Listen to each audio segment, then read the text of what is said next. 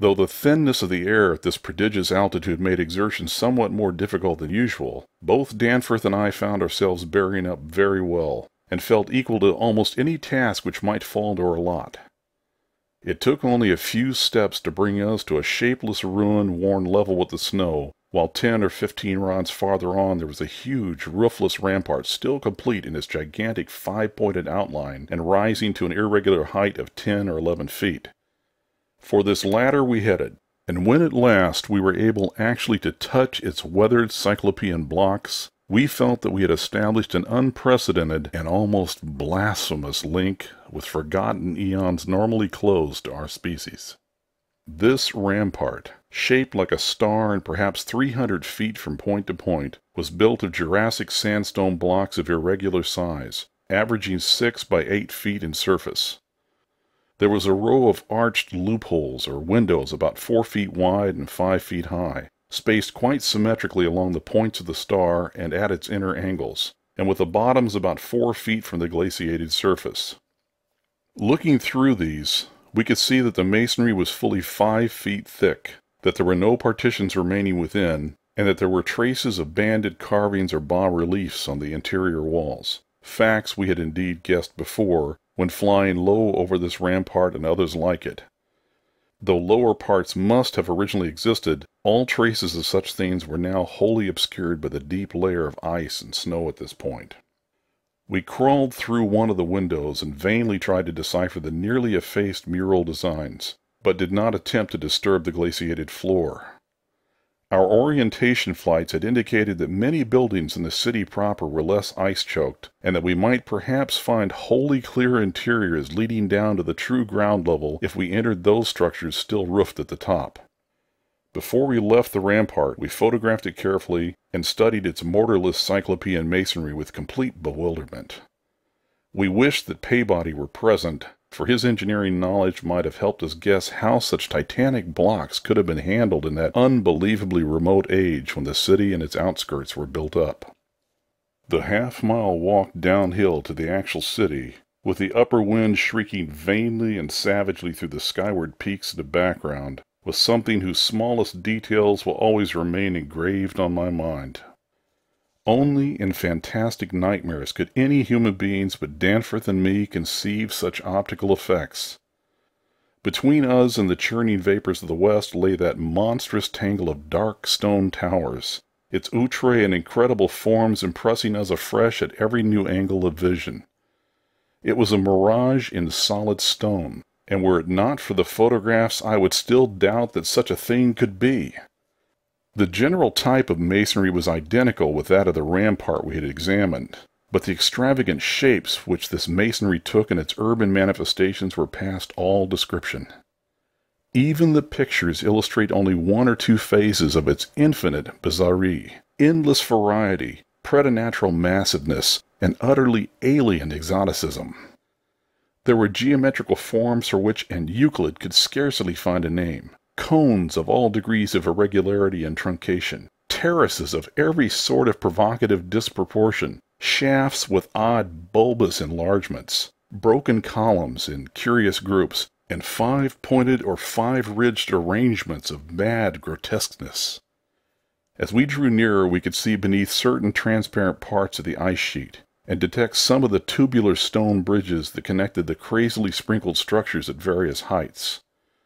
Of orderly streets there seemed to be none, the only broad open swath being a mile to the left, where the ancient river had doubtless flowed through the town into the mountains.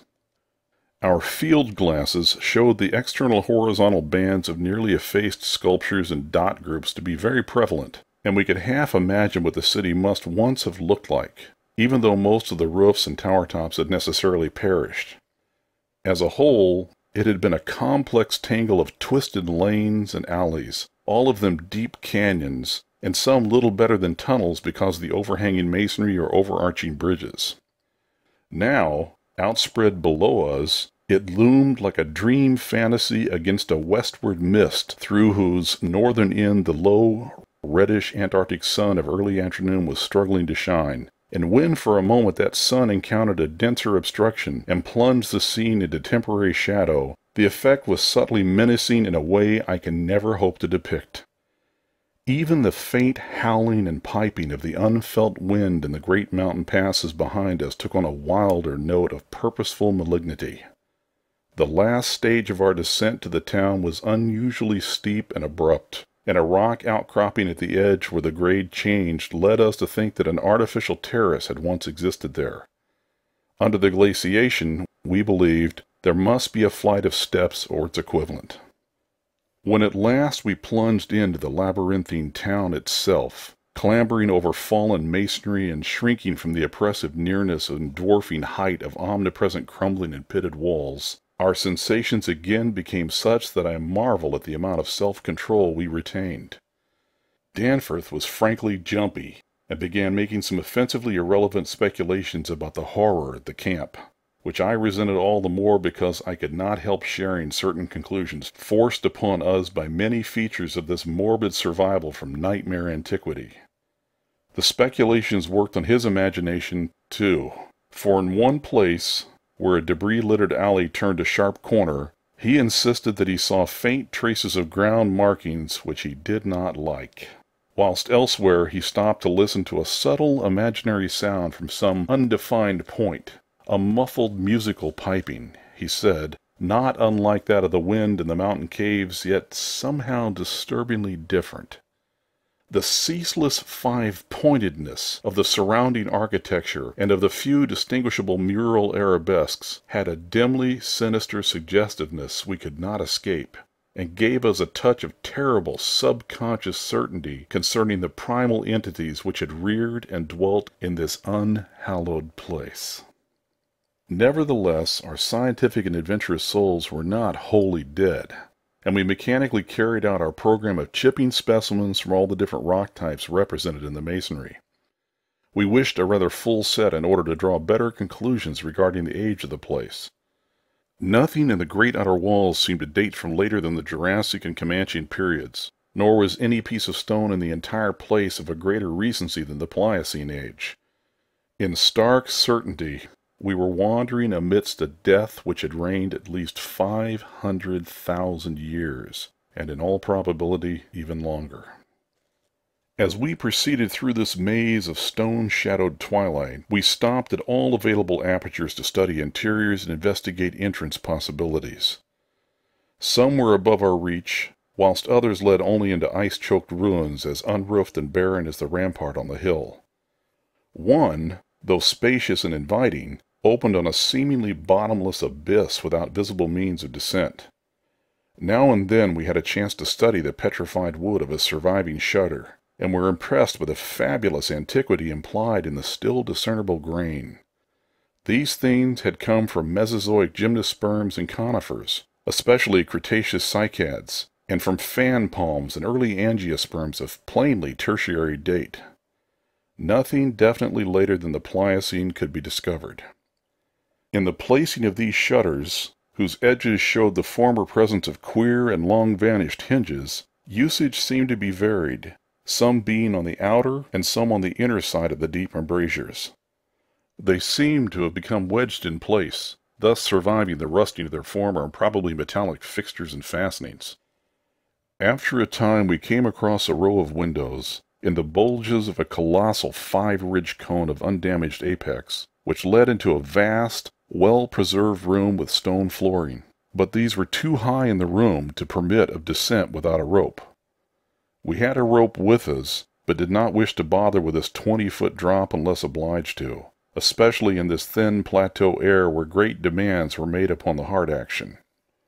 This enormous room was probably a hall or concourse of some sort, and our electric torches showed bold, distinct, and potentially startling sculptures arranged round the walls in broad, horizontal bands separated by equally broad strips of conventional arabesques.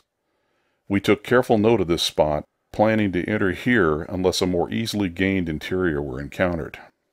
Finally, though, we did encounter exactly the opening we wished, an archway about 6 feet wide and 10 feet high, marking the former end of an aerial bridge which had spanned an alley about 5 feet above the present level of glaciation.